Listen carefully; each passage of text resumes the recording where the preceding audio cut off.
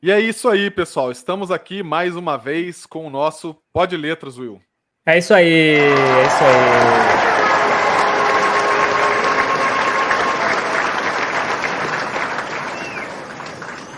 Nossas palmas. Então, você que está assistindo aí agora no YouTube, deixe seu like, se inscreva no canal, deixe comentários, principalmente depois que o episódio já estiver aí para todo mundo assistir. É importante porque o YouTube mostra para mais pessoas quando tem engajamento do conteúdo, certo? Então, faça isso. Aproveita também, se você quiser saber mais sobre cada um de nós, você pode ir no nosso site, podletras.com.br.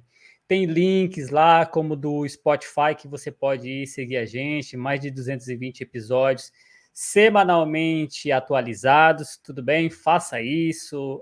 Na tela aí tem um QR Code, se você quiser fazer um Pix de qualquer valor aqui para ajudar o projeto, fique à vontade. Se você está apenas ouvindo, faça pelo e-mail, a chave é o apoie.podletras@gmail.com, e você pode seguir também a gente nas redes sociais, @podletras em todas elas. Certo, César?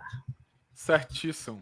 E para não perder o hábito, né? Queria lembrar para a galera que continua à venda lá no site do Mercado Livre a coletânea de 2023 do Pod Letras, tá? A que nós organizamos no ano passado. Você pode entrar através do link que está na descrição desse vídeo. Você pode ir diretamente para a lojinha, onde você vai encontrar esse e outros livros, e pode adquirir o seu. Se você está ouvindo numa plataforma de áudio, basta entrar lá no site do Mercado Livre, digitar Pod Letras no campo de busca e você vai encontrar bem facilmente. O livro está muito bacana, está muito legal, né? Estamos recebendo, assim, desde o ano passado, assim, feedbacks muito positivos. E vá lá. Ainda mais para você que quer participar dos próximos concursos. Desse ano já foi, né? Desse ano já teve, a gente já selecionou, já passou, o livro já está até praticamente pronto, em breve vai ser lançado. Mas se você já quiser conhecer um pouco, já vai lendo mais ou menos qual que é o gosto desses malucos aí. Já vai se preparando para o ano que vem. Apesar, Will, que o desse ano está bem diversificado em relação ao do ano passado, né? Então, Sim. o ideal é adquirir os dois e ver ali onde é que transita ali a coisa. Mas, enfim, vai lá, adquire já o seu e não dá mole. Certo, Will Santos? É isso aí. Hoje a gente vai conversar com a autora Betânia Pires Amaro. Tudo bem com você, Betânia? Olá, Will, César, ouvintes, tudo bem? Graças a Deus. Agradeço o convite, vai ser uma delícia bater esse papo sobre literatura, sobre o Ninho com vocês. Muito É isso legal. aí. Will, só quero fazer uma observação rapidinho. Para quem está nos assistindo, vai perceber que nós não estamos ao vivo, nós estamos aqui num episódio gravado. Então, por isso, talvez, quando você comentar, o seu comentário não irá aparecer aqui na tela, né?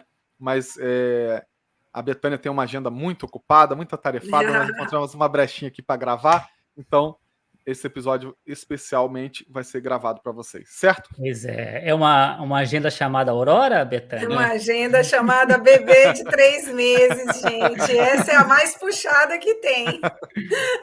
Uhum. Esse é aquele trabalho 24/7, né, Betânia? Esse não tem como remanejar.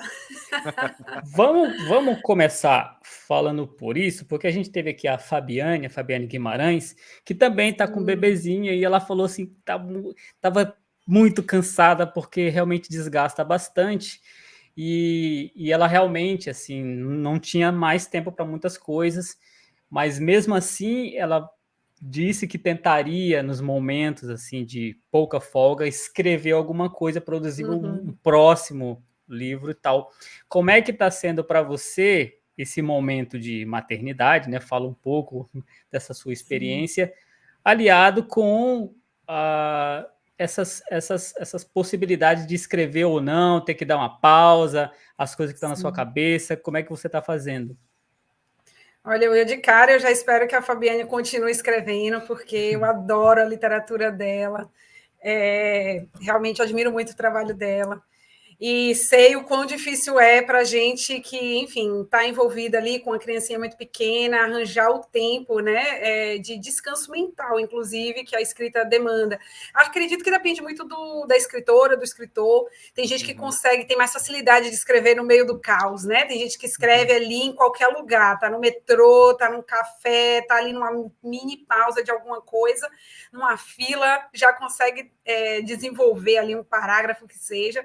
Mas para mim eu realmente preciso de um estado de espécie de contemplação maior, de serenidade, para conseguir escrever, então tem sido um pouco desafiador realmente, mas não parei, né, justamente porque a literatura ela está sempre pulsando ali, então eu tenho trabalhado num romance aos pouquinhos, quando dá um tempo, mas não gostaria de parar de vez, né, fazer uma pausa completa, sabendo também que tenho enfim, a generosidade de familiares, do meu marido também, que me apoiam muito, né, na escrita e que me ajudam com a bebê, né? Para uma mulher que não tem nenhuma rede de apoio, realmente, com certeza, ficaria bem mais difícil. Sim. Mesmo com rede de apoio, a gente já tem essas dificuldades todas da privação de sono, né? Da própria concentração.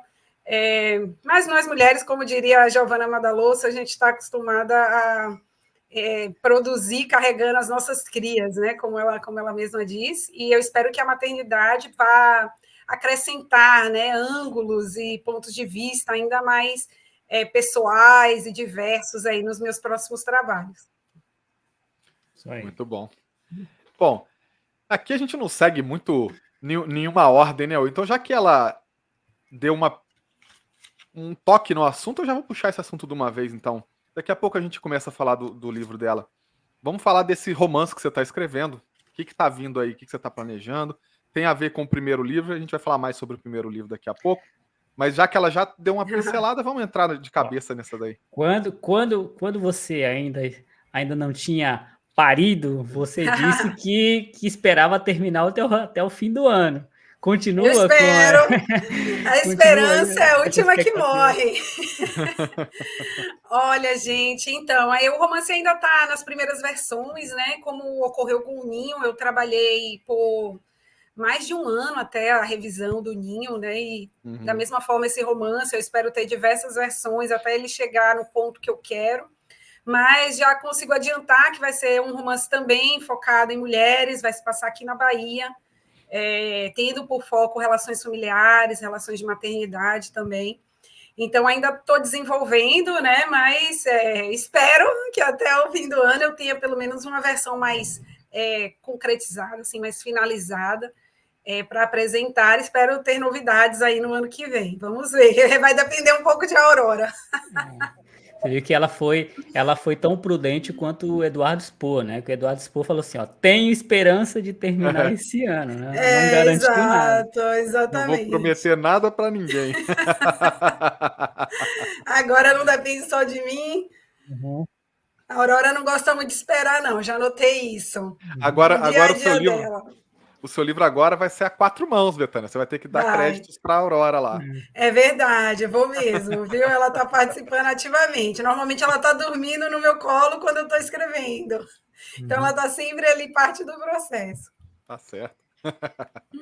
Mas, ô, Betânia, vamos falar do Ninho. Eu quero falar dele antes do Sesc, né? Porque a gente também teve aqui o Ayrton Souza. E ele falou assim que quando ele estava escrevendo o livro dele, né, o Outono de Carne Estranha, que ele mostrava para os editores dele, para quem ele dava para fazer leitura crítica, e falavam para ele falou que tinham dado esse feedback, esse livro é muito bom, esse livro pode ganhar prêmio, tal, inscreve lá, porque ele tem chance, ele tá muito bom. Assim, aliás, claro. Deixa eu te interromper um segundo. Quem disse isso para ele era um vencedor de Jabuti. Sim, né? Foi? sim, foi. E, assim, claro que é uma surpresa, a gente ganha, mas como você via seu texto antes de enviar para o prêmio Sesc e como foi a sua decisão de mandar esse texto, achar que ele já estava pronto e qual a sua real expectativa? É claro que é uma surpresa, mas assim, a gente também acredita no texto da gente, a gente sabe reconhecer quando a gente escreveu uma coisa boa, né? Olha, eu devo dizer que eu tive uma experiência um pouquinho diferente, né? Os textos do Ninho, eu trabalhei neles ao longo de 2 anos, realmente, sendo um livro de contos. Até o último momento ali, eu estava trabalhando na estrutura do livro, em termos de quais contos iriam entrar e quais contos iriam ficar de fora. acabei decidindo realmente, assim, no momento de apresentar. Então, mesmo a leitora crítica, né, que foi a Anitta Deac, que fez um trabalho fenomenal na leitura crítica do meu manuscrito, o livro passou por 2 leituras críticas, inclusive, dela, tanto na primeira versão quanto na segunda, e os demais leitores beta que eu tive, nenhum deles leu realmente o livro que foi publicado, porque até o último segundo eu mudei algumas coisas, acrescentei mais um outro conto, tirei outro. O projeto passou pelo Marcelino Freire, mas também numa versão anterior. Então, meio que essa versão finalizada não tinha passado por ninguém exatamente do jeito que ela estava. E, embora, lógico, né, na leitura crítica, na análise de projetos, sejam apontados pontos fortes, também são apontados pontos de melhoria, pontos que poderiam ser modificados. E como o texto, o texto do Ninho é realmente muito pessoal para mim. Muitas das experiências que estão ali me comovem muito, me tocam muito. E quando a gente está muito perto do texto, nem sempre é fácil a gente conseguir avaliar a precisão técnica do texto. E por isso que eu fiz questão de passar o livro por muitos leitores, colegas, escritores, e por uma leitura profissional, justamente porque eu sabia que o meu olhar estava um pouco enviesado. Então, para falar a verdade, foi uma surpresa o SESC, no sentido de que eu não estava contando com isso, eu não esperava. Quando me ligaram do SESC, inclusive, eu demorei um pouco para entender que era realmente o SESC, realmente o prêmio SESC. Eu já estava pensando, eu sabia que livro de contos era um pouco mais difícil de publicar do que romance, de fazer as editoras, né, às vezes, se interessarem em ler e dar uma oportunidade. Então, eu já estava trabalhando num outro projeto, justamente, porque eu pensei, se o projeto desse livro demorar um pouquinho mais, eu consigo ir produzindo alguma outra coisa, e, enfim... estava criando alguns caminhos. Para a gente que está começando, nem sempre é fácil saber por onde pisar, né? Eu não sou da área literária, eu sou do jurídico, da área jurídica. Então, os meus, enfim, amigos, conhecidos, eu comecei a fazer juntamente com a escrita do livro. Então, essa questão de me inserir no meio literário, no mercado literário, para mim era, assim, algo bastante difícil de visualizar, né? E eu, justamente, vi o Prêmio SESC como uma oportunidade de dar esse primeiro passo, né? Um prêmio que iria me colocar ali num circuito de divulgação e já dentro de uma editora, como a Editora Record. Então, enfim, fiquei muito feliz quando saiu o resultado, sem dúvida. Gosto muito do livro, do texto, porque eles me dizem muito sobre o meu olhar, sobre quem eu sou, sobre as minhas sensibilidades, e por isso é mais especial ainda que o livro vem encontrando esse contato com os leitores, essa devolutiva de leitores que também se comovem com essas histórias, com essas mulheres, porque realmente são temas que me movem muito. Por isso que eu pretendo continuar escrevendo sobre essas obsessões, digamos, né? Então, enfim, em suma, para responder, eu não esperava, foi uma bela surpresa. Eu acho que em qualquer concurso tem sempre muitos bons trabalhos, então sempre tem que haver ali um pouquinho de sorte, de o seu texto estar nas mãos de alguém que se identifica muito com ele, mas com certeza, mesmo com o prêmio, certamente inúmeros outros livros de altíssima qualidade não foram premiados nessa oportunidade, mas que poderiam ter sido em outras, né? Então, eu acho que literatura persistência. Felizmente deu certo aqui com o Ninho, né? No Prêmio SESC, com a Record, mas eu acho que, enfim, foi realmente uma bela surpresa. Tanto que eu descobri o resultado do concurso e da gravidez mais ou menos junto, porque eu pensei, até pensei, será que eu adio um pouco esse projeto da maternidade? Mas, enfim, eu pensei, a chance de ganhar um prêmio desses não é tão grande assim. A chance de engravidar normalmente demora um pouco também. Resultado, deu certo tudo junto. Foi tudo de primeira, Will. Foi tudo de primeira. Pois aí foi as duas coisas de vez. Eita, meu Deus, graças a Deus, mas foram duas surpresas boas, né? Aliás, por que as pessoas elas desconfiam tanto quando recebem um e-mail assim, né, César? A gente esteve aqui conversando com o Vilto Reis, que ele foi jurado do Jabuti, né? E quando entraram em contato com ele, ele também achou que era trote. Não, isso aqui não pode ser um Ele e-mail achou de que era verdade. golpe. Ignorou e tal. Tiveram que procurar ele de novo para ele acreditar que estavam fazendo contato. Não sei, será porque a gente recebe muito spam, né? Muitas Olha, o Sesc armadilhas foi na uma internet. ligação, viu, Will? De Foi uma te ligaram. ligação.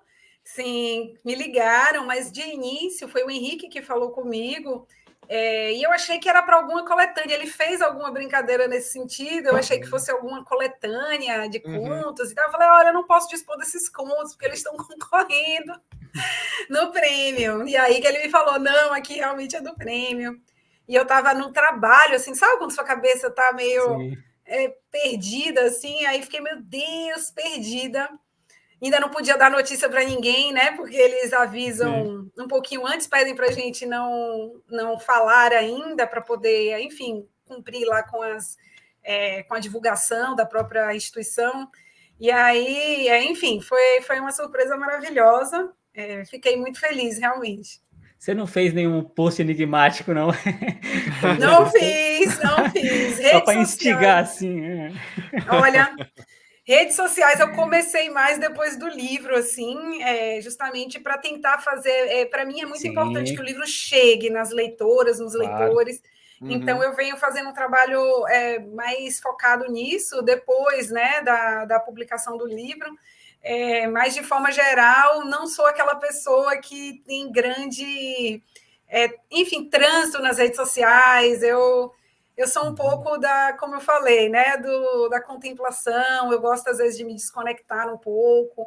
E a velocidade das coisas na rede social é algo que, também, na minha opinião, para o meu tipo de texto, não acompanha, sabe? A velocidade do texto é mais lenta, o trabalho é mais lento. Mas, enfim, com o livro aí, para mim, é uma felicidade imensa quando eu consigo esse feedback dos leitores, pessoas que leram, que entram em contato comigo e dizem o quanto aquelas histórias ressoaram neles. Então, esse é o maior presente, realmente, da publicação do livro, né? É essa ponte que a gente tem com os leitores e que é o que todo autor almeja, né? Na hora que está escrevendo, senão a gente deixaria nosso livro na gaveta, né? Claro. Então, esse contato com outros seres humanos semelhantes, digamos, isso pelo menos para mim, foi o objetivo maior da escrita do livro. É engraçado que nessa questão da ligação, né, o Ayrton fez o mesmo comentário, né? Ele disse que ligaram para ele, só que no caso dele, quem ligou só falou, aqui é do prêmio Sesc, tal, e ele não acreditou. Aí ele ficou, tá bom. Aí só quando a pessoa falou, mas você não é o Ayrton, autor do livro Outono de Carne Estranha? Aí que ele viu, opa, ninguém conhece esse então texto. Ninguém conhecia, acho que até então ninguém conhecia o título. Acho que ele tinha trocado o título do livro para inscrever pro Sesc, alguma coisa assim, se a memória não tá falhando. Quando o cara disse o nome do livro, aí ele, opa, peraí, acho que estão falando sério comigo. Deve ser uma situação Eu não sabia disso, que legal. deve ser bem empolgante, realmente, né? Receber esse tipo de notícia, esse tipo de ligação. Sim, é muito legal mesmo. Ô, Betânia, mas fala pra gente um pouquinho mais, né? O livro O Ninho é um livro que tem 15 contos, certo? Sim. E fala um pouquinho mais, assim, a temática geral dos contos, para quem está nos assistindo, entender um pouco melhor do que se trata. Se tem uma linha que você procura seguir para ligar as histórias. Fala um pouquinho mais, sem dar muito spoiler, né? Mas fala um pouquinho mais para despertar aquele interesse. Já mostra ele aí, tá na sua mão aí, já mostra ele para a galera. E fala um pouquinho mais sobre ele. César, então, o projeto do livro começou, né, durante já a pandemia, em que eu fui notando, enfim, por documentários, reportagens que eu vi assistindo, ficou mais evidente para mim, né, e para tantas outras mulheres, que nem sempre justamente o lar é aquele local de segurança que a gente espera, nem sempre a nossa casa é onde a gente se sente acolhido, aceito, seguro. E essa realidade contrasta sempre muito com aquela imagem das famílias que estão ali nas redes sociais, todas as vezes seguindo uma espécie de fórmula, né, em que a felicidade é sempre hiper retratada. e não se trabalha, não se conversa muito sobre determinadas feridas, determinadas mágoas e, enfim, comportamentos ali mais tóxicos dentro do seio familiar e principalmente entre mulheres.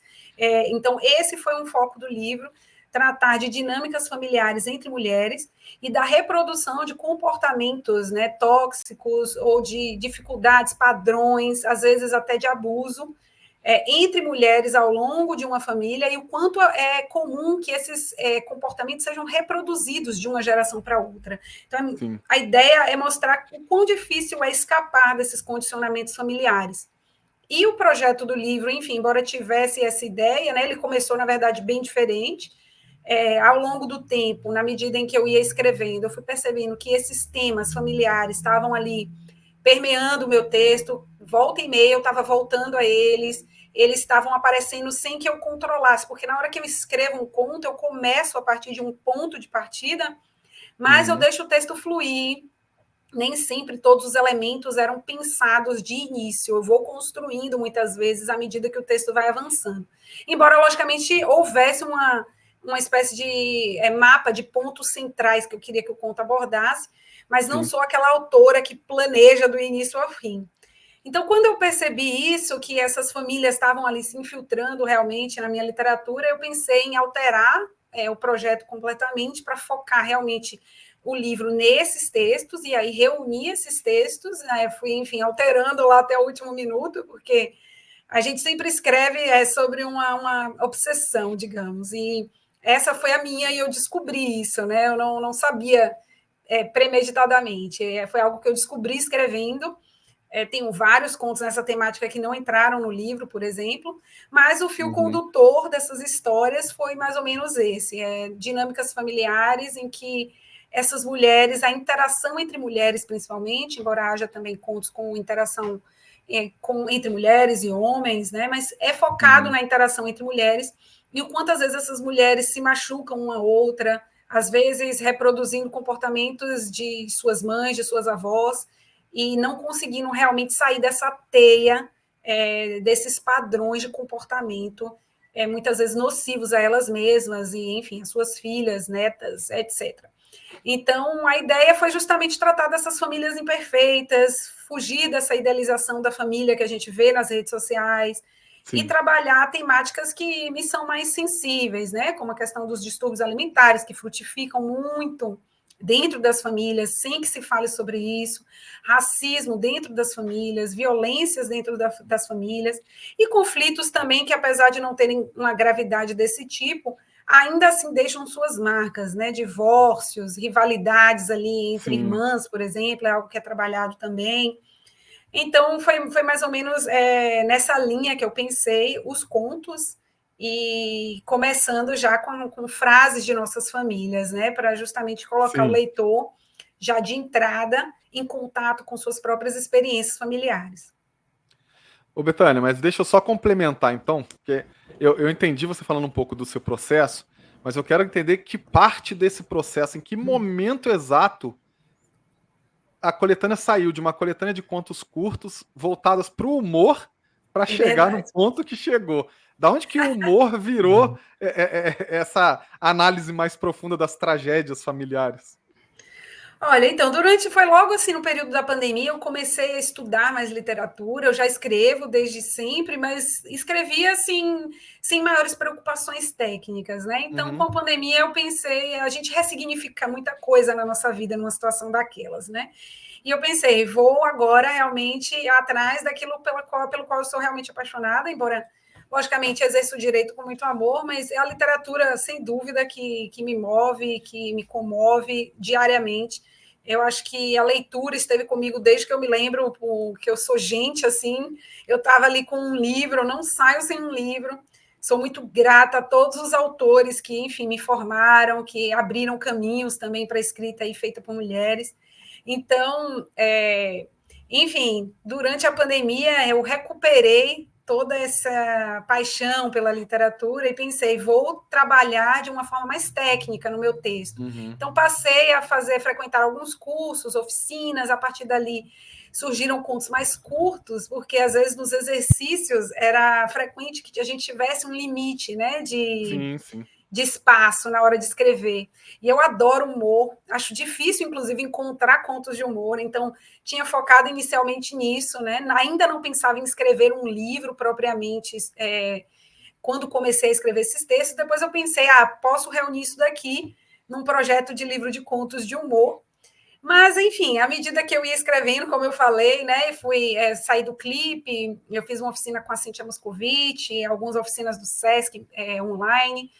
Aí entrei na oficina também do Assis Brasil, e já nesse período notei que os meus textos estavam mudando, né? Eu fui ganhando mais confiança, digamos, para alargar os meus contos, adensar os meus contos, e eu notei que esses temas ligados à maternidade e à família estavam aparecendo mais, e os contos estavam ficando mais longos. Então, eu pensei, agora eu tenho muito mais contos nessa temática, digamos, do que contos curtos de humor, que era o meu projeto inicial, e eu já não estava conseguindo mais escrever contos nesse formato. A partir daí, realmente, eu alterei o projeto, mais ou menos aí, exato, entre um curso e outro, eu fiz essa mudança de chave, acho que foi 2021, 2022, eu comecei já a criar o projeto nesse formato que ele está. E aí ela decidiu, Will, que vai continuar sendo difícil encontrar livros com contos de comédia. Olha, pois quem sabe eu volto no futuro. Realmente, eu adoro, mas é difícil achar. A gente podia fazer aqui, César, um ranking, porque a corrida está acirrada entre advogados formados em direito e em letras, assim, a maioria da formação dos escritores que a gente recebe aqui. Então, eu gostaria de perguntar para você... História também, Will, faz favor. Então, os formados em história, eu falei os três. Não, direito, história... Você falou advogado, história e letras. Betânia, você é que vai decidir o que ele falou aí. Eu queria que você dissesse por que o direito, né? O que te atraiu nessa formação? Olha, eu sempre soube que eu ia para alguma coisa na área de humanas, e aí fiquei realmente muito na dúvida, né, de seguir o curso de letras, inclusive de história, que eu também amo. Foi uma dúvida, né? E acabei seguindo o direito, também enfim, uma área que ela preferiu eu gosto não passar muito. Fome, Will. Ela preferiu não passar fome. Eu acreditava, né, que eu teria oportunidades de trabalho relacionadas também à escrita e à leitura. O direito também é uma área que a gente precisa escrever muito e ler muito, Sim. mas não exatamente no mesmo foco, né, de letras. É mais realmente nesse sentido de livros técnicos. E se deixar, a gente fica preso nisso. Até a minha própria linguagem, eu tive que afastar um pouco do direito, que é uma linguagem mais formal. Mas a ideia de que, enfim, todo brasileiro deve saber os seus direitos, deve saber se portar em situações em que esses direitos são violados, isso também sempre foi uma paixão para mim. Eu acho que, para a gente que mora no Brasil, é importante a gente estar sempre vigilante sobre esses direitos. Sim. E a atuação jurídica nos permite esse posicionamento mais imediato, né? Já tinha também conhecidos nessa área, então achei que poderia me abrir portas em termos profissionais e me dariam mais oportunidades na hora que eu estivesse iniciando a minha carreira em escritórios de advocacia, etc. Então, não conhecia ninguém que tinha cursado letras, enfim, próximo para conhecer melhor o curso, talvez tenha sido isso. Conheci alguns advogados que venderam bem o curso de direito, falaram maravilhas. Hoje eu já penso, olha, acho que me enganaram um pouco, viu? Não era tudo isso, não. Então é isso, eu tive muito contato com a literatura como leitora, mas eu conhecia nenhum escritor, eu não conhecia escritores brasileiros contemporâneos, assim, eu não tinha contato com eles. Eu entrava nas livrarias e não se via, assim, livros de autores e autoras brasileiras. em destaque, com exceção dos clássicos, né? Eu sempre falo isso, tinha Lígia, que já era clássica, na minha opinião, né? Então, não era como hoje, que a gente entra e tem lá a Aline, a Carla Madeira, tem a Mariana Salomão Carrara, tem uma infinidade de autores nacionais, o Itamar, todo mundo ali, o Tenório, na sua frente. Então, a gente hoje é mais fácil visualizar a possibilidade de seguir realmente uma carreira na escrita literária. E na época em que, enfim, eu era mais jovem, isso basicamente não existia. Eram muitos livros estrangeiros, livros nacionais eram aqueles livros de escola, os livros clássicos. Não se tinha esse diálogo com, pelo menos não chegava para mim, esse diálogo com escritores nacionais tão frequente em livrarias, em escolas, para que a gente tivesse contato. Então, eu só fui descobrir que era possível ser escritora no Brasil já lá para o final da faculdade mesmo, que através do Prêmio Sesc, justamente, eu descobri o Prêmio Sesc naquela época, através do livro do Rafael Galo, que era o Réveillon e Outros Dias, e a partir dali eu pensei, nossa, realmente existe esse caminho, é um caminho que eu posso tentar seguir mais para frente. E aí foi isso que eu fiz, o que eu estou tentando fazer desde a publicação do Ninho. Parece que está indo bem, não sei. Tem alguns sinais que está dando certo. Aliás, vamos aproveitar agora para você que está assistindo aí, que está gostando, já vai deixando seu like, vai se inscrevendo no canal. É importante, tem que relembrar, tem que martelar para que as pessoas não esqueçam e façam isso. E ela falou que gostava muito de ler, né, César? Gostava tanto de ler que fez um esqueminha ali de fazer cartões da biblioteca municipal no nome da família toda para poder pegar mais livros. Máfia do cartão da biblioteca. Esse golpe eu dei. Como é que foi isso daí? Conta essa historinha aí. Era assim mesmo? Gostava tanto de ler isso? Will. Então, quando eu me mudei de Ilhéus para Salvador, né? Na verdade, primeiro de Pernambuco, quando eu era muito pequena, a gente morou em Ilhéus, depois a gente veio para Salvador. Estou falando de Salvador no momento, inclusive. E nessas cidades, o que eu fazia, enfim, assim que eu tive idade, meu pai ia comigo, né? Meu pai já faleceu, mas ele ia comigo nas bibliotecas da cidade para me cadastrar como leitora lá, porque o livro, especialmente na época que não tinha o e-book, não é um produto que necessariamente a gente consegue comprar o tempo inteiro, né? Então, sem entrar, né, na discussão do preço do livro, que eu entendo que é uma questão que envolve diversas complexidades do mercado literário, mas para o nível de leitura que eu tinha, em termos de a quantidade de livros que eu queria ler, eu não ia conseguir comprar todos. Então, eu me cadastrava nas bibliotecas, ia muito em sebos, e nas bibliotecas, quando eu me mudei para Salvador, tinha uma biblioteca razoavelmente perto aqui de casa, que era maravilhosa, assim, tinha tudo que eu queria ler. E eu saía de férias e um livro que eu pegava para ficar uma semana com o livro era muito tempo. Então, eu pensei, o quê? Aí, de início, meu pai se cadastrou comigo, né? Ele ia comigo, e aí ele pegava no nome dele. Aí depois opa, mãe, irmã, vamos lá, todo mundo se cadastrar, todo mundo vai pegar livro. E aí eu pegava os 4 livros, né, para ler durante aquela semana que eu estava de férias. E aí eu ia trocando, a cada semana eu ia pegando mais livros, bem naquele estilo da Lila, né, da Ferrante. Mas digo que funcionou muito bem. O pessoal da biblioteca que com certeza também não se incomodava, porque toda semana eu estava lá. E sou muito grata, realmente, pelo trabalho das bibliotecas públicas que permitiram, né, durante esses anos escolares, que eu tivesse acesso a todas essas obras com muita facilidade. Eu não precisei fazer esse esquema, porque na biblioteca que eu pegava, você podia pegar 2 por vez e não era, tipo, era na melhor. semana. Então, se eu lesse em 2, 3 dias, eu voltava lá, devolvia os 2 e pegava mais 2. Não precisava ficar esperando. Então, pra mim era de boa. Eu já devolvi e pegava. E podia ficar até 15 dias. Então, se eu pegasse 4, eu tinha justamente 15 dias para ler os 4. Funcionava perfeitamente. E, Will, Ela chegava na cara de pau com a carteirinha cara de dos pau. quatro, É. dos quatro, ó. Minha mãe mandou pegar esse livro, meu pai A bibliotecária me ajudava, com certeza.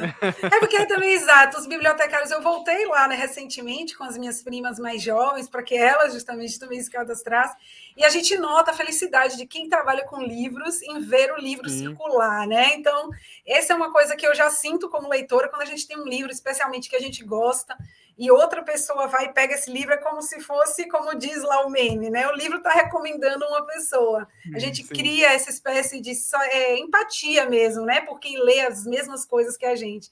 Então, eu acho que elas já estão há muitos anos acostumadas com esse tipo de esquema.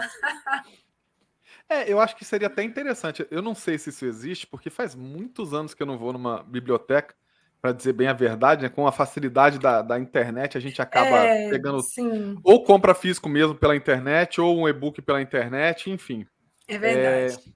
Mas eu acho que fica a sugestão aí para bibliotecários, nas fichinhas lá, colocar um espaço para a pessoa colocar o @ do Instagram. Porque aí quem lê o livro mesmo. pode procurar quem também leu e conversar sobre a obra. Sim. Fica a ideia aí. É verdade, era só o nome que tinha na fichinha, Só não adiantava, tinha que ser o Instagram mesmo. É um estranho. Ou o né? TikTok, porque os jovens agora usam o TikTok. Tem que colocar uma rede para que quem ler fala assim: olha, quais foram as pessoas que leram? Deixa eu entrar nas redes sociais dessas pessoas e conversar com elas sobre o livro. Eu acho que seria uma coisa interessante. Se não é feito ainda, fica a ideia aí para quem trabalha nas bibliotecas aí. Coloca. É verdade. Aliás, eu lembrei de um dos contos que vai entrar na próxima coletânea, que fala justamente disso, né? É o conto sobre o ponto de vista de um livro que era de uma biblioteca municipal e foi parar nas mãos de uma leitora, e o título do conto é O Livro que Amou Celeste, né? E ele vai contando a relação mais duradoura que essa leitura teve foi com o livro, assim. Pessoas entraram e saíram da vida dela e o livro continuou. Mas tem essa coisa que essas relações... Dalmon, só para dar o nome do autor. Né? Essas relações estão se perdendo um pouco, porque quando não tinha essa compra online, você virava amigo do livreiro, que te indicava livros, conversava sobre livro com ele lá, e era interessante, né? Porque era alguém que conhecia bastante livro. Claro que ele tentava te empurrar os mais vendidos, assim, era sempre um argumento que eles usavam: não, esse livro aí tá vendendo bastante, né, para ver se você comprava. Mas é uma coisa que hoje não existe mais, né, não existe mais uma coisa que está se perdendo, que é a curadoria, né. Os prêmios ainda são uma espécie de curadoria, olha, esse livro ganhou o prêmio, vou comprar, mas está se perdendo muito isso, né, hoje em dia você está meio perdido em qual livro você escolhe para ler, né. Eu lembro quando eu chegava em livraria, justamente, como eu ia com muita frequência, assim, nem sempre para comprar, às vezes só para olhar, mas de vez em quando comprava também, né? Eu ainda não trabalhava e tal. E realmente, os livreiros, eles conhecem. Então, ele falou, chegou um livro que com certeza você vai gostar. E não tinha, naquela época, rede social, enfim, no alcance que é hoje. Era muito difícil para mim encontrar outros leitores que gostassem das mesmas coisas ou ter recomendações de livro, realmente, porque hoje em dia, logicamente, é tudo muito mais fácil. A gente tem até essas plataformas como Scooby, Goodreads, tem as redes sociais. Então, queira ou não, realmente as redes sociais trabalharam nesse sentido de que é mais fácil você contatar outras pessoas que leem. Às vezes, nos comentários, você vê quem gostou do livro, você tem uma hashtag. É mais fácil ter essas recomendações, né? Tem Instagrams que são justamente voltados YouTube, canais de YouTube, contas de Instagram, podcasts inteiros para recomendações de livro. Naquela época era o livreiro. Ele te conhecia, ele... Enfim, via o que você comprava, o que você lia, quando chegava alguma coisa, era uma novidade, porque você não tinha acesso àquilo ali, não tinha como você ver que o livro tinha chegado por um post de alguém, mesmo nos jornais era mais difícil, tinha menos espaço do que hoje, eu acredito, para a literatura nacional em especial. Então, realmente foi uma mudança muito grande nesses últimos anos. Se perdeu um pouco, eu acho, essa questão. As livrarias menores, né, as livrarias de bairro, ainda tem muito esse trabalho de curadoria, um trabalho mais pessoal. Em São Paulo temos algumas assim, Mas aqui em Salvador, por exemplo, tem uma ou outra assim também. Mas hoje em dia eu acredito que esse trabalho passou muito para o meio virtual, né, através enfim, né, de quem anda fazendo literatura e recomendando literatura pelas redes sociais. Com certeza.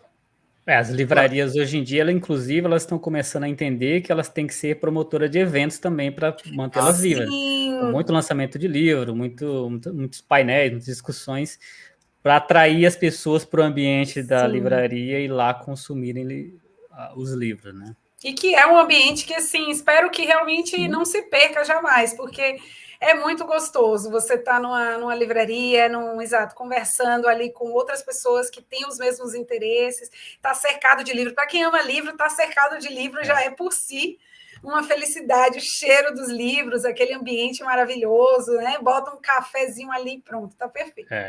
E que as livrarias deem uma facilitada, né? Para os promotores de evento também poderem ter acesso, que às vezes não é tão fácil assim. Certo? Às vezes inviabiliza um pouco. Exatamente. É esse lado exato de produtora eu já não conheço, realmente. Espero que melhore, então. A gente está conhecendo. Ô Betânia, mas a gente falou sobre o prêmio Sesc, mas o Ninho também recebeu o APCA, né, de literatura 2024. Fala pra gente então também dessa emoção aí, como é que foi a notícia, como que foi ganhar esse prêmio também. Foi uma outra maravilhosa surpresa, né? Eu, enfim, já acompanhava o trabalho da APCA, já vinha lendo os livros, né? Eu gosto muito de ler literatura brasileira contemporânea e acaba que realmente muitas vezes os prêmios são aqueles que nos recomendam algumas leituras, né? Então, obviamente que eu também sigo diversos autores, não precisa que um prêmio ganhe ou que o livro ganhe um prêmio para que seja bom, né? Mas o prêmio, ele, sem dúvida, dá um destaque para o livro. Então, ele, às vezes, chega mais fácil para a gente, que tá procurando leituras, né? Então, já acompanhava diversos livros que haviam sido premiados pela PCA. Foi uma felicidade imensa também. A própria Record, né, me avisou pela manhã, eles fazem uma votação, acredito que à noite. Aí foi mais fácil de acreditar, né? Eles já mandaram a notícia, que eles também descobrem com a notícia. Eu acho que tem a votação, né, para quem é membro da associação, e aí no dia seguinte sai a notícia. Aí eles me mandaram a notícia de manhã. Aí eu pensei, agora realmente não há dúvidas. Foi uma alegria, realmente, que os jurados tenham enfim, que as histórias tenham ressoado com os jurados, que o livro tenha sido recebido tão bem pela PCA. Uma associação que, enfim, eu admiro muitíssimo, acompanho o trabalho na área de literatura deles já há bastante tempo. Então, enfim, fazer essa transição, né, nos 2 prêmios, enquanto leitora para escritora premiada, realmente é um ciclo assim que eu fico muito grata. Sou muito honrada mesmo de ter conseguido, enfim, tocar os jurados da forma, uma espécie de gratidão mesmo por todo o trabalho que os livros fizeram por mim ao longo dos anos. São leituras que realmente tiram a gente do lugar, nos comovem, e todo esse trabalho a gente sabe como é difícil fazer literatura, como é difícil manter qualquer coisa, seja um prêmio, seja um evento, um canal, um podcast, tudo a gente faz com muitas dificuldades. Então, enfim, a todas as pessoas que trabalham, que permitem que o livro chegue a gente que está ali procurando, né, a nós leitores, falando como leitora, eu sou muito grata a essa corrente, enfim, essa comunidade, né, que a trancos e barrancos, às vezes, né, segue adiante, para a sorte nossa, dos leitores. Com certeza. Ganhou o prêmio Sesc, né? Agora o APCA. Você sabe que estão abertas as inscrições para o Jabuti, né, Betânia? Você já tá... Olha, me mandaram essa notícia. Eu tenho até que parar para dar uma olhada, ver se a Record vai arriscar me inscrever lá. Né? Arriscar nada. Porque na minha situação... Já vem com essa indicação de Sesc e de APCA, é um bom caminho. Agora, eu fiquei pensando enquanto você falava... Só para deixar o limite aqui, que é 25 de maio, viu? Dia 25 Quando se hoje é o encerra. quê? Hoje é é dia 4. O dia 4 já. Porque eu tô assim Hoje que é eu dia nem 4, sei. a gente está aqui Olha a gravando. Record, ouçam aqui o Pod Letras, dia 25, prestem atenção. Não, já entra em contato com eles, não dá mole, não. Eu tô achando até que já foi feita a inscrição, viu? Eu vou me informar, gente. Começou dia 25. Eu tô meio perdida, mas eu vou me informar. Eu estava pensando aqui, enquanto você falava, né, sobre o prêmio APCA e tudo mais.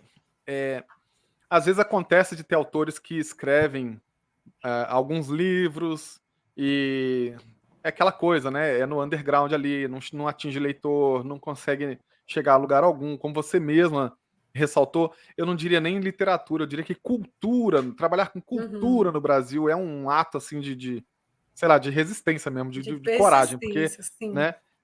Precisa de muita resiliência, né? Então acontece muitas vezes o cara ter vários livros, várias obras, ou algumas que sejam, de repente ele ganha um prêmio, e aquele prêmio alça ele a ser um patamar que ele nunca atingiu em anos e anos e anos escrevendo. Você já ganhou esse prêmio logo no primeiro livro.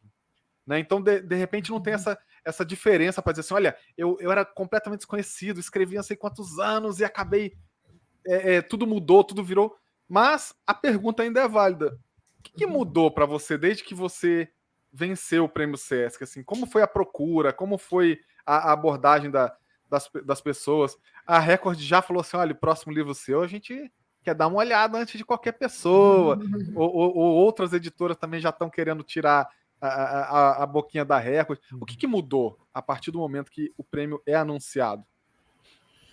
Olha, César, eu acho que a principal mudança é essa que você falou, né? A possibilidade do livro ter um alcance maior, ele vai chegar mais facilmente nos leitores, seja em razão da repercussão do prêmio, né? O Prêmio Sesc é um prêmio que é acompanhado nacionalmente, então muitas pessoas acompanham o prêmio em si, era algo que eu sempre fazia quando eu estava, mesmo sem escrever, né? Enquanto leitora, eu já acompanho há vários anos os livros do Prêmio Sesc, porque eu gosto muito da curadoria que acaba sendo feita pelo prêmio, né? Então, os livros são livros que eu costumo gostar muito, e também era uma forma de eu ter contato com contistas contemporâneos brasileiros, com frequência, né? Então, logicamente, temos excelentes contistas já publicando há diversos anos, mas essas novidades é algo que eu sempre gostei de acompanhar, principalmente porque, normalmente, né, o autor está em início de carreira e o livro premiado, sem dúvidas, é sempre o primeiro livro daquele tipo que o autor publica. Sim.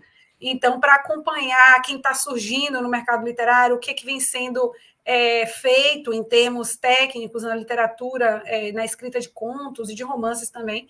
Então, por isso, eu sempre mantive um contato próximo com as premiações no Brasil, enquanto leitora, para acompanhar tudo que estava surgindo, que vem sendo feito. Para quem gosta de conversar com literatura, é muito legal você ter esse panorama geral, né, do que vem se produzindo.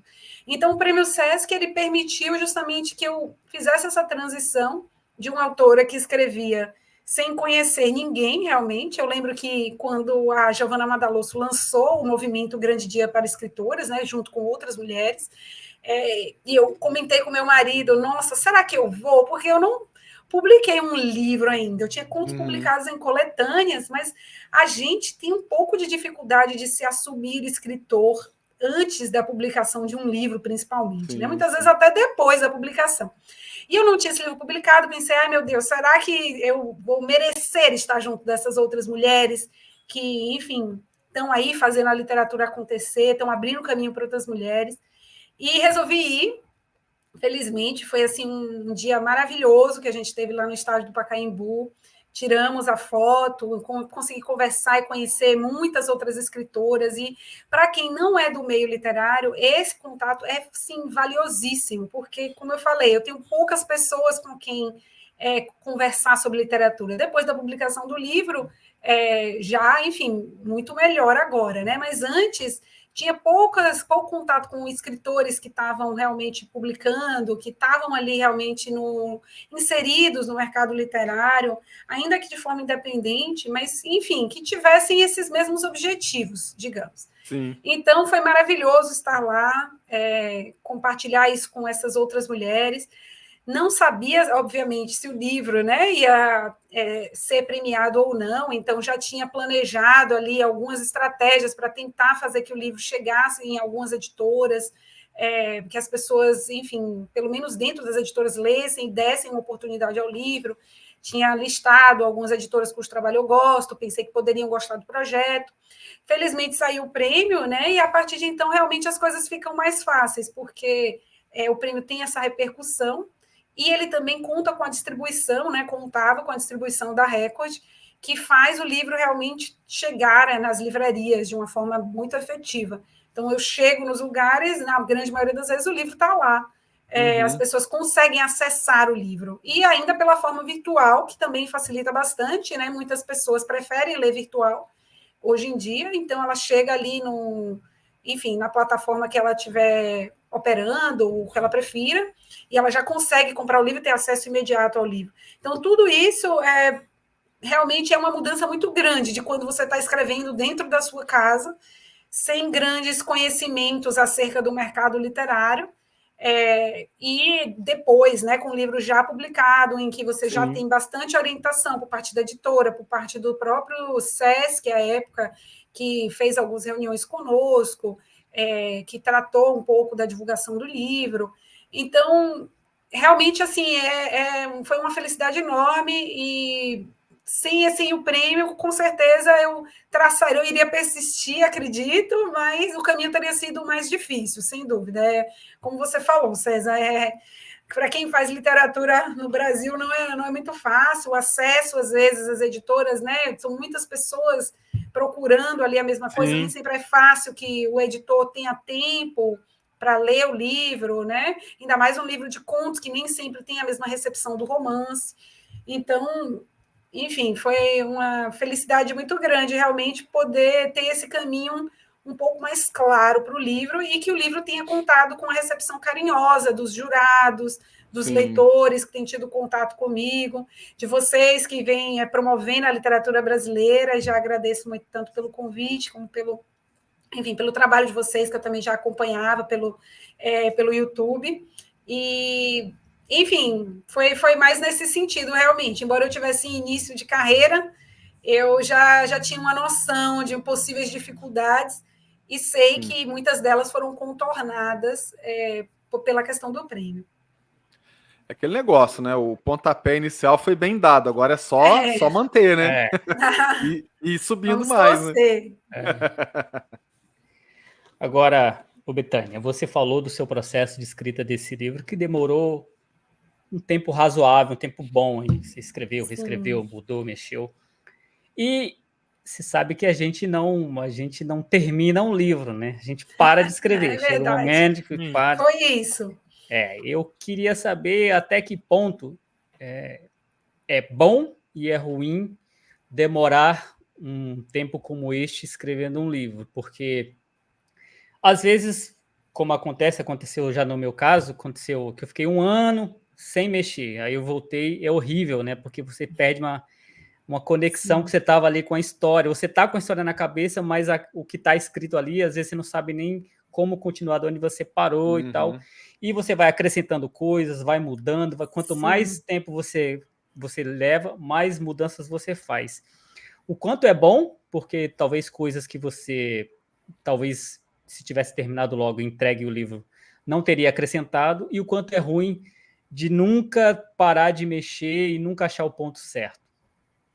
Olha, eu acho que é um equilíbrio, né, que é difícil realmente de conseguir. É fácil cair muito num perfeccionismo exagerado, digamos, né, em que a gente está sempre insatisfeito com o texto e mexendo.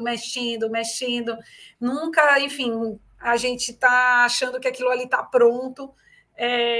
No caso do livro de contos, né, sendo um livro de contos, os contos, pelo menos, eu já havia finalizado, com um pouco mais de facilidade. O livro foi que, assim, eu tirava conto, botava conto, tirava conto, mudava a ordem dos contos, mas, pelo menos, os contos, assim, eu entendia que uma vez que eles estavam finalizados, depois que eles passaram principalmente pela leitura crítica, e eu fiz os ajustes sugeridos, fui trabalhando um pouco mais no refinamento final ali daqueles contos, chega um momento em que eu me considero satisfeita com o texto. Então, pelo menos, eu sou uma autora que chega num momento em que se sente satisfeita com aquilo ali, né? Acho que com certeza uma questão de, a depender do autor, de ter cuidado para não ficar sempre muito ali querendo alterar, para que o negócio nunca fique pronto, até porque isso é uma forma de você possivelmente boicotar o seu próprio trabalho, né? Porque ele sempre vai estar ali naquele local de proteção, que é a sua própria gaveta, o seu próprio computador. É preciso arriscar também, colocar esse livro para o mundo, em se expor, né? A possível críticas, a leitura dos demais, é para isso que a gente escreve. Mas, ao mesmo tempo, também é necessário, eu diria, tentar não cair num risco oposto, que é o de ter muita pressa para publicar, ter muita pressa para colocar o livro no mercado, sem que esse livro tenha maturado o suficiente. O livro ele vai carregar o seu nome, é o seu trabalho que vai ter uma certa perenidade.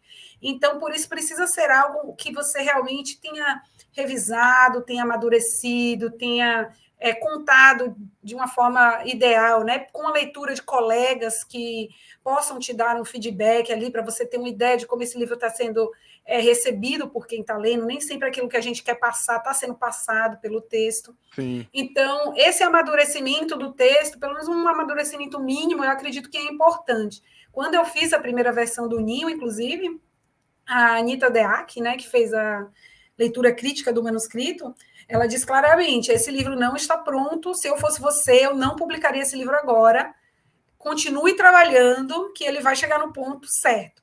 E realmente o livro tinha muitas falhas técnicas de início, em termos de construção de personagem, o próprio fôlego da narrativa. Então, à medida que eu fui aprofundando os meus estudos na narrativa, eu consegui retrabalhar esses contos e criar novos contos que já não tinham esses problemas que ela, pelo menos os problemas que ela tinha me apontado, eu fui tentando corrigir. Podem ter surgido novos problemas, né? Mas eu fiz questão de fazer as coisas com calma, sem correr, sem, enfim, querer publicar para ontem, porque eu penso que é algo que justamente vai ficar. O livro ele tem uma vida longa, né? E ainda mais, enfim, um livro, se é publicado a depender da tiragem, a depender das reedições, ele pode ficar muitos anos no mercado. Então, é um trabalho que é melhor que esteja o mais bem feito possível, sem que isso também paralise, né? Então, é ficar ali tentar esse equilíbrio, ficar ali no meio do caminho, foi isso que eu tentei fazer com o Ninho. Eu tenho um livro, inclusive, infanto-juvenil, que aconteceu isso comigo, Will. Eu escrevi uma parte, aí parei, mas foram muitos anos, não foi um ano, foram muitos anos. E eu terminei ele um pouco antes do Ninho, até o primeiro livro, que é para serem 2 livros. E terminei o primeiro justamente porque surgiu um momento em que eu precisava dar uma pausa naquilo que eu estava escrevendo, resolvi retornar a ele. E aí tive essa dificuldade de já ter muitos anos entre uma coisa e outra, a minha própria linguagem já não estava mais a mesma, para emular a mesma linguagem de antes, e você se recolocar naquele estado de imersão na história, né? De imersão nos personagens de antes, tudo fica mais difícil. Então, eu acabei tendo que revisar tudo que estava lá para poder terminar. Deu muito mais trabalho. Então, eu acho que o tempo de gaveta é bom, mas eu não vou deixar estender mais tanto assim, não, porque depois eu sofri. Não, eu escrevi 30 mil palavras. Aí eu parei exatamente um ano, de março do ano passado para esse. Aí eu voltei, deixa eu voltar. Aí falei, vou ter que reler tudo, porque já não. Aí eu tô escrevendo um romance policial, né? Então tem um capítulo em que um personagem mata o outro, só que eu não quero que o leitor saiba quem é. Aí, quando eu fui reler, eu mesmo não sabia quem era aquele personagem que tinha matado. Aí eu falei, deixa eu ver quem é isso aqui que eu não revelo. Até eu mesmo descobri quem era. Falei, aí botei. Olha, eu pelo menos tinha feito um esqueminha da história, não ia ser nem isso. Aí agora eu tive que fazer, eu tive que montar lá uma planilha, capítulo por capítulo, os personagens, quem morre, quem é quem, porque eu tava... Pelo menos tem um lado bom, que eu consegui enganar tão bem que eu mesmo não sabia. Que legal. Pois é, agora tem que ter um esqueminha. Agora Eu também tem não sou muito fã de esqueminha, mas às vezes, pelo menos uma sim, estrutura básica, assim, a tem, gente tem que ter, porque a depender do tempo de gaveta, a gente esquece. sim. Com certeza. Bom, eu quero saber da Bethânia onde estão, se ela já pegou, já leu, se ela já fez alguma coisa com isso. Onde estão as histórias que a mãe dela guardou de quando ela tinha 7, Ah, 8 anos de idade? E sobre o que eram essas histórias que a pequena Bethânia escrevia? olha, minha mãe guardou, e aí recentemente ela falou: eu acho que eu tenho umas histórias suas guardadas. Aí eu falei: opa, procura aí.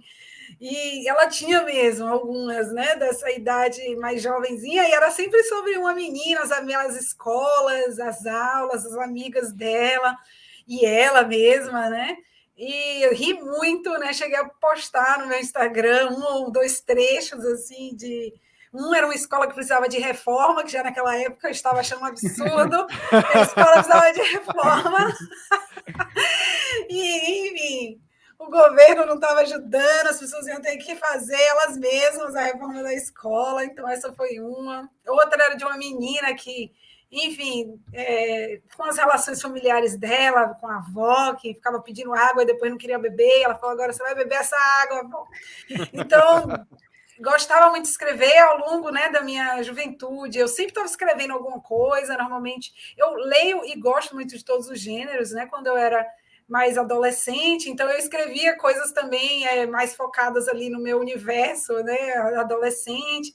Já tentei me arriscar no suspense, mas não, na época não funcionou tão bem. Já tentei me arriscar na fantasia também. Tenho até contos publicados em coletâneas de fantasia, que é um gênero que eu amo. Horror, ficção científica, eu adoro tudo. Então, ia sempre ali tateando para ver onde é que eu ia me encontrar, digamos, né? E, enfim, mais para frente, eu comecei realmente ali na época dos meus 18 anos, faculdade, comecei a focar a escrita de contos depois de ter lido um livro da Lígia. E aí realmente me apaixonei, eu sou apaixonada pela Lígia. Me apaixonei pelo gênero dos contos, de forma geral, fui procurando mais e mais e mais.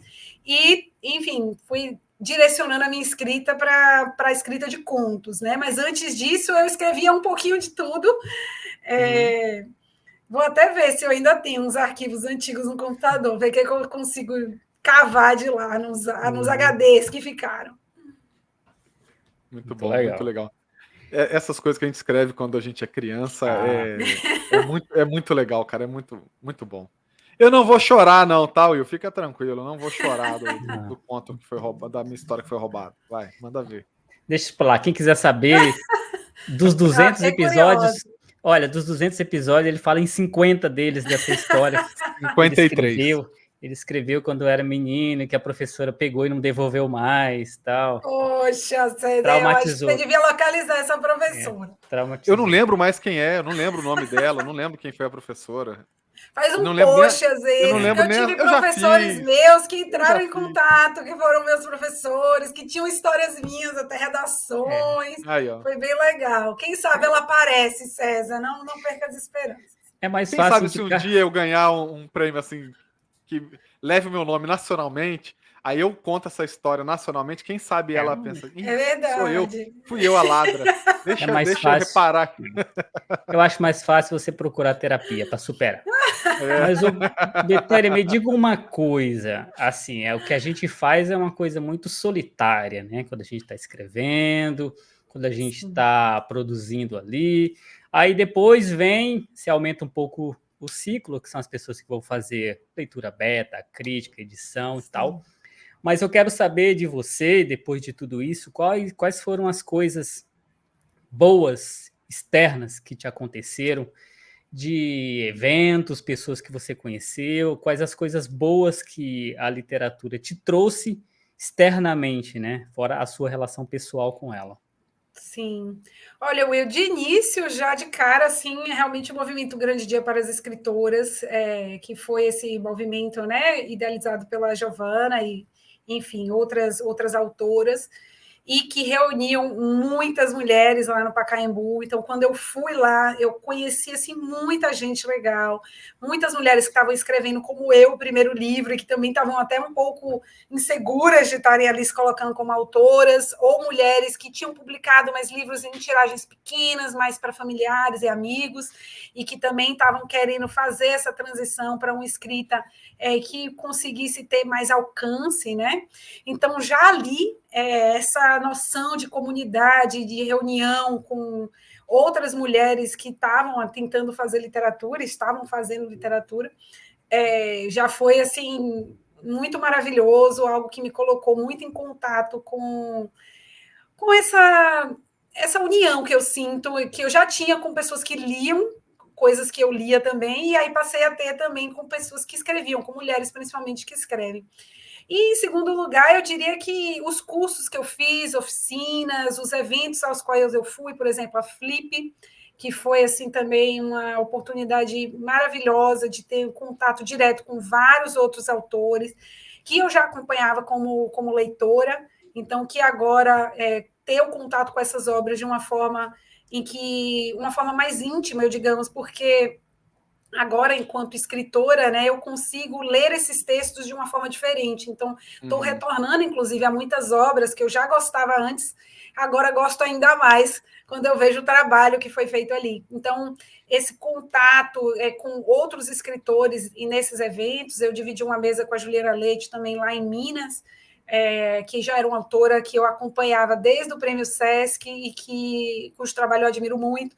Então, esses eventos, em geral, cursos, eles, por me colocarem em contato com outras escritoras e com outros escritores, fizeram uma diferença imensa, né? E é uma coisa que também eu sempre comento, o quanto esses cursos foram importantes para mim, justamente porque eu não tinha essa comunidade de escritores e de colegas, né, que estavam escrevendo, com os quais trocar. Então, meus leitores beta são todos amigos que eu fiz nesses cursos, e hoje já fiz várias amizades também maravilhosas com eventos que eu participei, eventos aos quais eu fui. Então, realmente, todos eles têm contribuído muito para alargar essa comunidade, digamos, né, de escritores contemporâneos no Brasil. Você falou da Flip, curtiu as noites na Flip? Olha, eu estava grávida, né? Imensa, então... até para andar naquelas pedras. Estava tomando suco. Vai precisar voltar. Ela estava desmaiada. Vai precisar voltar em outras ocasiões. Quando eu olhei, eu pensei, como que eu vou fazer aqui com um carrinho de bebê? Pensei, vou comprar um canguru, porque carrinho não vai funcionar ali, não. As noites está difícil aproveitar, viu, Will? Acho que vai demorar um pouco. Pois é, espera ano que vem, né? Já vai estar grandinha a Aurora, então você já vai poder, sabe? Né? Voltar a beber.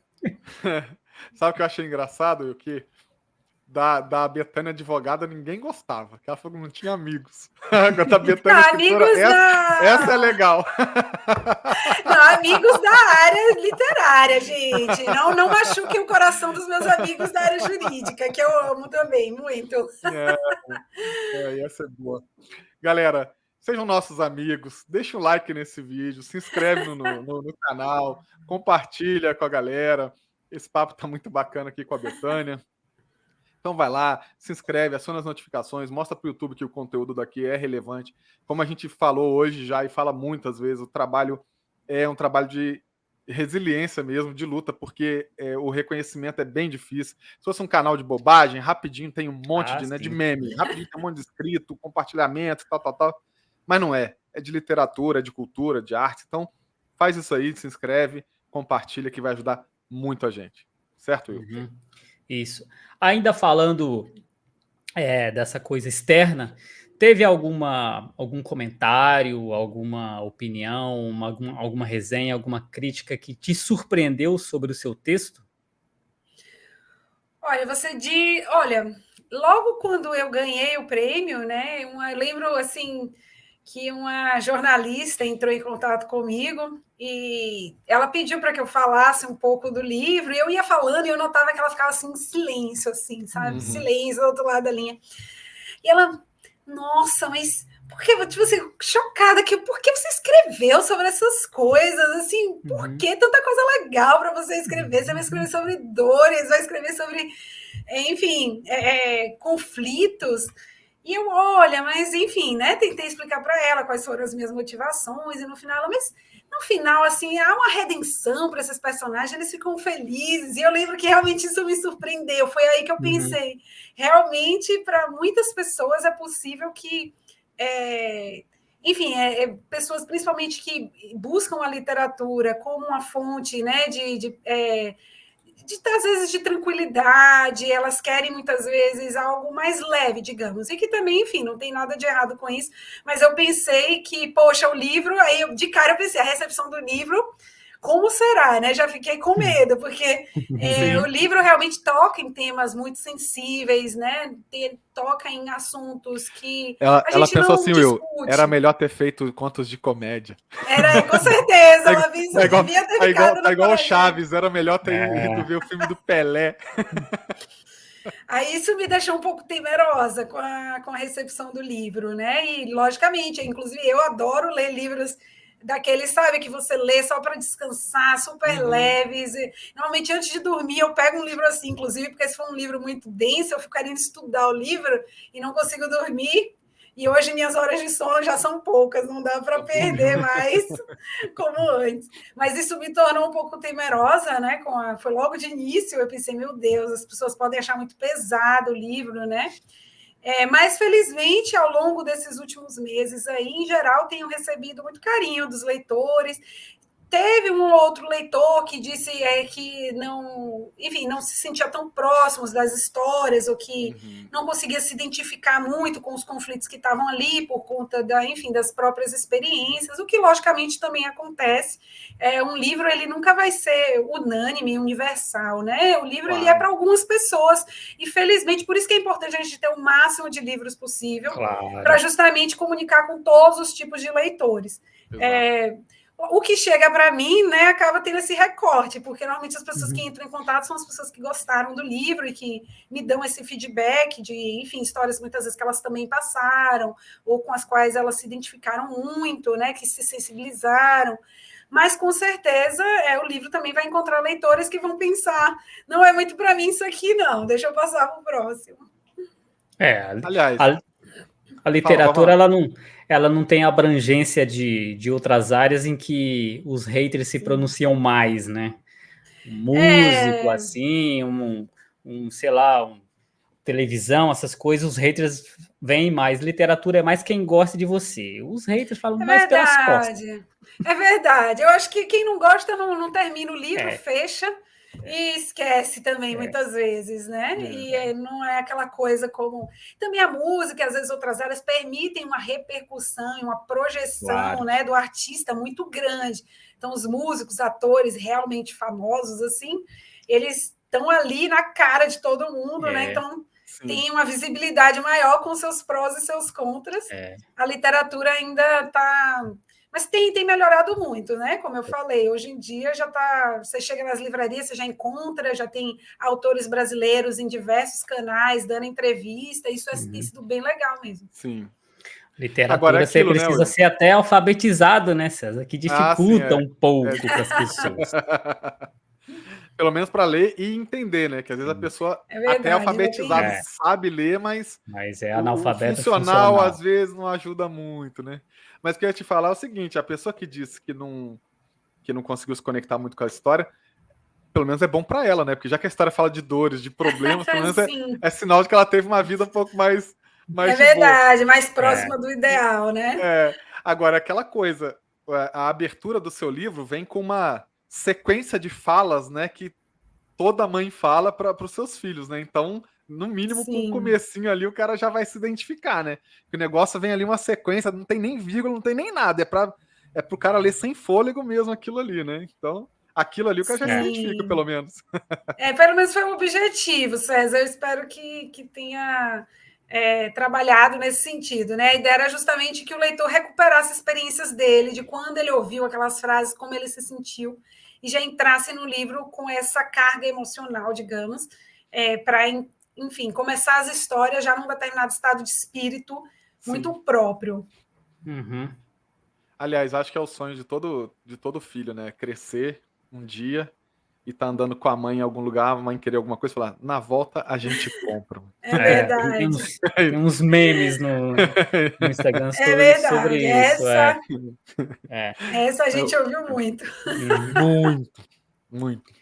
Ô, Betânia, mas deixa eu te fazer uma pergunta que eu sempre fico muito curioso quando eu vejo algumas questões assim da vida da pessoa, né? Você nasceu em Recife, aí foi para Ilhéus, depois para Salvador, mudou para São Paulo. O que fez vocês mudarem para esses lugares?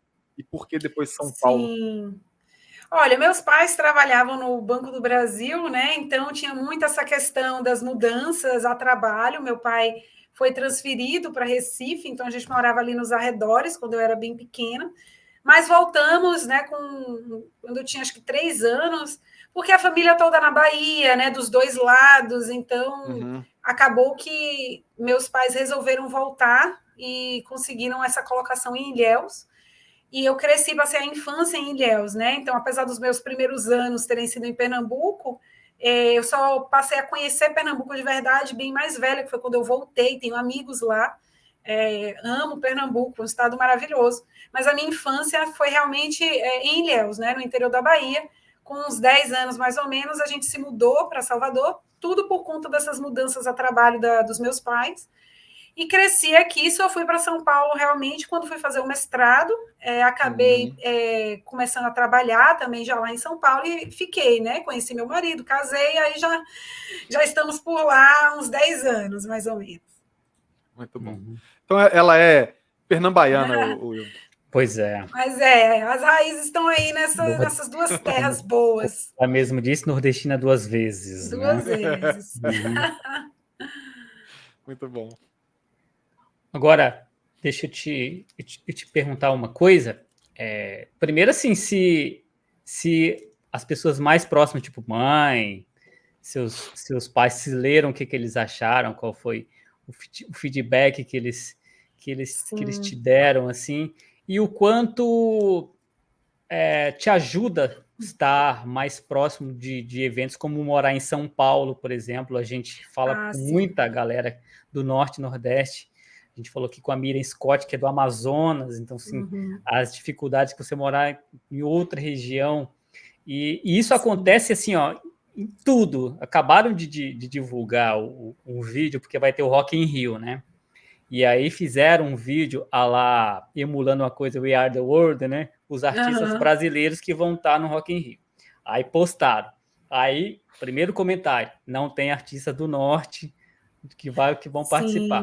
Então, fala pra gente dessas reações de pessoas mais próximas que podem ou não ter se identificado de estar no livro em algum personagem, e dessa coisa da distância física do autor com os centros culturais mais de efervescência. Assim.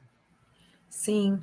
Olha, o meu pai já é falecido, né? Minha mãe conseguiu ler o livro, e, enfim, embora algumas experiências ali tenham vindo, né, de pessoas próximas ou da minha própria família, tá tudo, é um livro de ficção, né? Então, todas essas experiências estão, enfim, desconectadas das pessoas que compartilharam essas histórias comigo, inclusive na minha própria família. Então, não tive esse problema de alguém, por exemplo, entender que houve uma espécie de delação assim no livro, né? Considerando que é um livro ficcional. Então, a minha mãe, a minha irmã... E não matou ninguém por vingança também no livro. Não matei ninguém. Não que a pessoa tenha identificado, né, Betânia? É verdade, uma pessoa... Exato, ainda tem isso. Ia ter que identificar, né? Mas, enfim, a família sempre me apoiou bastante, né, no desenvolvimento do projeto. Então, meus familiares, muitas vezes, minha mãe, minha irmã, enfim, amigas próximas, primas próximas, muitos dos textos elas já conheciam, porque eu também passava o texto por elas. Eu gostava de passar primeiro por leitores que eram também escritores, né, leitores beta, que, enfim, eu estava ali inserida naquela comunidade de escritores, nos cursos que eu fazia, e passava o texto por eles, mas também eu gostava de passar o texto por pessoas que não eram escritoras, justamente para ter certeza que o livro seria, enfim, ele alvo, conseguiria, né, tocar todo tipo de leitor, justamente. Claro. Então, muitos dos textos elas já conheciam, e não sei se, enfim, estão sendo honestas, mas disseram que gostaram, então estou acreditando, Will. Agora, gostaram, mas passaram a dormir com a porta trancada, essas coisas. Você não fez igual a Dani Taranha, né? A Dani falava que matava os ex-namorados nas histórias e ela não fazia muita questão de esconder, não. É mesmo. É verdade. Eu acho que esses ex-namorados iam passar a dormir com o olho aberto. Mas sobre morar em São Paulo tem essa vantagem, sem dúvida. Eu fui muito bem acolhida em São Paulo, inclusive, desde que eu me mudei. É um estado uma cidade que, enfim, eu também amo de paixão. Tem essa vantagem da questão de estar sempre tendo ali eventos, tem muita circulação de escritores ali, mesmo de outros estados, que vão a São Paulo lançar as suas obras. A minha questão agora é mais a Aurora mesmo, que impede que eu frequente, né, toda a parte enfim, de atividades culturais que eu gostaria, mas espero ir retomando aos pouquinhos, porque realmente tem muita coisa boa acontecendo em São Paulo, muitas livrarias que se empenham para trazer escritores nacionais. Eu imagino que, exato, para quem está ali no norte, no nordeste, a depender, é bem mais difícil, até no centro-oeste é mais difícil conseguir esse trânsito, né, por aquele eixo ali, Rio-São Paulo, que é onde muitas vezes se concentra a maioria dos eventos. Mas eu noto que tem havido pelo menos uma melhoria ao longo dos anos, que a gente precisa melhorar ainda mais, mas está melhor do que era, pelo menos. Então, volta e meia, eu encontro, sim, autores e autoras de outros estados, de outras regiões do Brasil. Obviamente, o grosso, né, acaba sendo realmente ali do eixo de São Paulo, por ser mais fácil das pessoas se deslocarem. Então, eu acho que seria bem legal que a gente pudesse ampliar esses eventos para outras regiões do país. Também há uma balada literária, né, liderada aí pelo Marcelino Freire, tem se empenhado em fazer, dentre outros eventos. A gente já tem feiras, né, várias FLIs fora aí do circuito São Paulo, Rio de Janeiro, feiras literárias, bienais. Tudo isso contribui para levar esses autores, né, para fora de São Paulo, do Rio de Janeiro, para essas outras capitais e para os interiores, né, que o Brasil enfim, um país imenso, muito diverso, e é muito importante que a gente tente fazer essa literatura se interiorizar também, sair das capitais e chegar, né, por todas essas regiões, com todas as dificuldades que tem, mas é algo que a gente tem que ter sempre em mente, com certeza. É o que é um desafio, né? Porque, Sim, como a gente mesmo já falou aqui, as livrarias estão acabando, né? Cidades pequenas já nem tinham antes, agora que não vão ter nunca mesmo. Muitas não têm biblioteca, né? É muito difícil. Agora, a Bienal da Bahia estava rolando aí, acabou? Sim, agora, recentemente, você chegou aí lá na Bienal? Eu cheguei e já estava acabando, mas eu consegui ir frequentar alguns painéis. Mas, enfim, eu fui num painel com a Micheline, que, enfim, né, uma autora pernambucana, com a Socorro, a Cioli, que também é uma autora cearense. Então, cada vez mais eu noto que essas autoras de projeção de outros estados também estão aí fazendo a literatura fora, né, do Rio e de São Paulo, do eixo, é isso.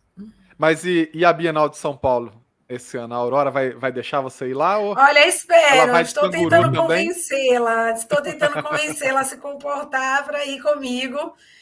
Espero já no segundo semestre começar a retomar, né, a participação em todos os eventos presenciais, porque a literatura, como eu falei, né, é uma paixão muito grande, a gente fica com uma dor no coração quando vê um evento que queria muito ir, e às vezes não dá certo, mas com um pouquinho de ajuda, né, as mães conseguem também chegar nesses eventos, nesses espaços, com algumas pequenas adaptações. Tinham que fazer igual faz no trânsito, né, Will? No trânsito é aquele corredor de ônibus, que é aquela faixa exclusiva. Tinha que botar na Bienal assim, separado uma faixa exclusiva de mães. Um barquinho. Assim. Não, uma faixa exclusiva para mãe com carrinho e com bebê circular. Verdade. Passar no meio da multidão ali, o negócio a depender do dia. É mesmo. Eu acho que dependendo do dia, qualquer dia, pelo menos na do Rio, foi uma loucura. A do Rio foi a festa do Covid. Nossa, ainda tem isso, né? Foi. É porque a de São Paulo, a última, eu fui no meio da semana de manhã, assim, É que assim, e achei que estava transitável. Mas à tarde eu acho que é sempre uma loucura. Não, de manhã mesmo. bem cedo é mais tranquilo, com certeza, mas conforme a hora vai passando. Não, e assim, quem ficou bastante tempo lá é que se contaminou. A gente ficou poucos dias em poucas horas. Foi 2, 3 dias, algumas horas. Agora, por exemplo, na semana seguinte, a gente conversou com a Dani Costa Russo e ela estava na casa dela lá, caidinha lá. Porque ela ficou os 10 dias lá, né? Teve stand e tudo. Então, mas assim, Bienal é o lugar para escritores e leitores, né? Ali é o nosso E é parque bom de que diversões. tenha, né, uma frequência Claro. alta. Felizmente, podiam estender mais, porque aí as pessoas teriam mais opções de data, Sim, né? em mais Fica lugares. a sugestão para os organizadores. Deviam ser uma coisa nacional. Sim. Todo mês em um estado diferente, uma região diferente. Tem público para isso, sim. Basta que Fazer exista um roteiro, o evento. né? Sim. Fazer um roteiro. Tipo Tendo um o tour. evento. A gente estava falando aqui da falta de livrarias e tal, precisa ter agora movimentos de fomento, né? De agitadores culturais para fazer a galera ir nos eventos, ser uma coisa animada, agitada, né? Para mesmo, né? Às vezes a gente faz uma coisa muito fechada pro meio, né? Fica a gente dentro da bolha falando com quem já está na bolha. É verdade. Tem que ir para fora. O fomento é essencial mesmo, né? Financiamento público, inclusive. Vamos torcer que aumente, né? Que pode ajudar, né, César? É um próximo livro saindo aí, né? Sim. Escritor, escrever, né? E eu ia te perguntar justamente isso. Tem rolado alguns convites recentes para você, para eventos, para participar de alguma coisa? Não sei se necessariamente um grande evento. De alguns eventos no segundo semestre, né, em razão da própria circulação do SESC, mas por enquanto ainda estamos em tratativas, finalizando a agenda, etc. Realmente esse ano está sendo um pouquinho mais complicado para mim, em eventos fora de São Paulo, principalmente, né? Em São Paulo é tranquilo, mas tudo que é fora de São Paulo está sendo um pouquinho mais difícil para eu conseguir ir, então estou me organizando para, enfim, conseguir estar presencialmente em alguns desses eventos no segundo semestre. Espero que ano que vem já retome a minha agenda normal. Nossa, César, imagina quando sair o Jabuti, então, hein? Nossa, aí vai Olha, tô feliz com essa torcida de vocês, viu? Will, quando sair o Jabuti, vai vir a notícia do irmãozinho da Aurora. Vai vir mais um menino. Ai, gente, é um prêmio por menino. Um prêmio por menino. Ou um menino por prêmio, né? Tem que esquecer primeiro. Me disseram isso. Não, passa um tempinho, aí você esquece. Aí você toma coragem de ter o segundo filho. Vamos ver, porque, meu Deus do céu, socorro. A diferença de idade entre os meus dois é de 2 anos e uns meses.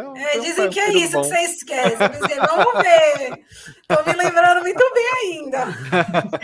Não, você está vivendo ainda vivendo. o negócio, então é um pouco diferente. Ai.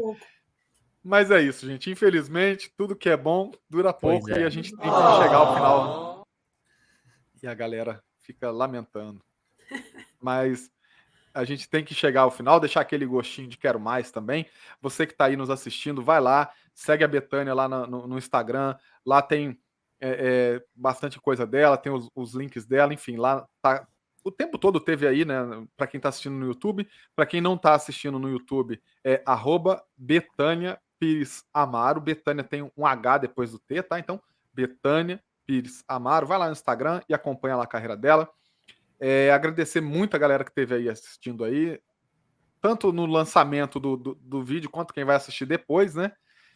Dessa vez a gente não teve aquela interação, porque é um episódio gravado, mas a gente agradece de qualquer forma. Quero lembrar vocês rapidamente que continua a venda lá no site do Mercado Livre, a coletânea do Pod Letras. Clica no link que está na descrição do vídeo, você vai direto para lá, você vai poder adquirir a coletânea que foi lançada no ano passado, a desse ano já está aí no forno, daqui a pouco está saindo também. Você vai poder adquirir, mas enquanto isso, se você ainda não comprou, vai lá, adquire o seu, tenho certeza que você vai gostar.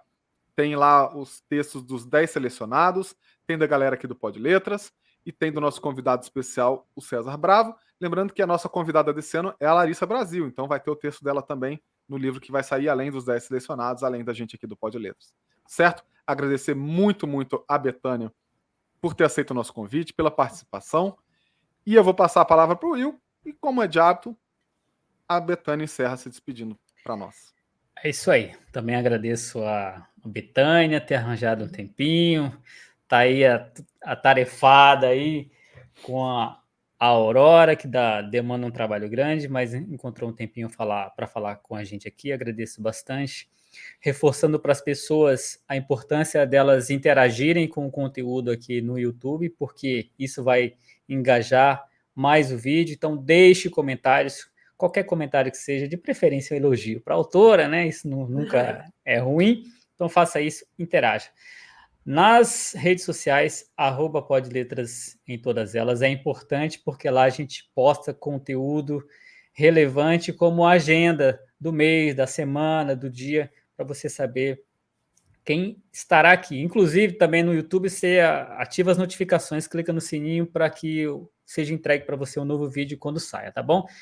E, de qualquer forma, você pode vir aqui toda terça e toda quinta, às 8 da noite, que tem episódio inédito, seja ao vivo ou gravado, quase que 100% das vezes é ao vivo, mas em ocasiões especiais, com convidados especiais, a gente tem que abrir a brecha para fazer gravado, porque são importantes para a gente, tá bom? Então é isso aí. Will, a gente diga. Esqueci de fazer o agradecimento para a Aurora também, que autorizou, claro, ela estar aqui presente conosco e gravar esse episódio, né? Não podemos esquecer. Muito importante. Então a gente deixa as palavras finais do episódio de hoje com a nossa convidada, a Betânia Pires Amaro. César, Will, agradeço mais uma vez o convite de vocês, a disponibilidade também para a gravação. A Aurora está dizendo que não precisa agradecer, que foi um prazer para ela também estar brincando ali com o papai. Mas, enfim, agradeço muito mesmo, enfim, a oportunidade de estar aqui conversando com vocês sobre essas histórias, o trabalho maravilhoso de vocês também na promoção da literatura brasileira contemporânea, com todas as dificuldades que a gente sabe que ocorrem. Então, sinto que somos parte dessa comunidade de contemporâneos Sim. ali, de promotores da cultura e da literatura brasileira. Muito obrigada. Vou aguardar ansiosamente os próximos episódios de vocês. E qualquer coisa, só dá um alô lá no Instagram. Estou sempre disponível no @Betânia Pires Amaro. Enfim, entre em contato para contar suas impressões, as suas opiniões sobre o livro, vai ser ótimo. E, no mais, fico à disposição. Um grande abraço para vocês todos. É isso aí, galera. Até a próxima. Valeu para todo mundo. Tchau, tchau.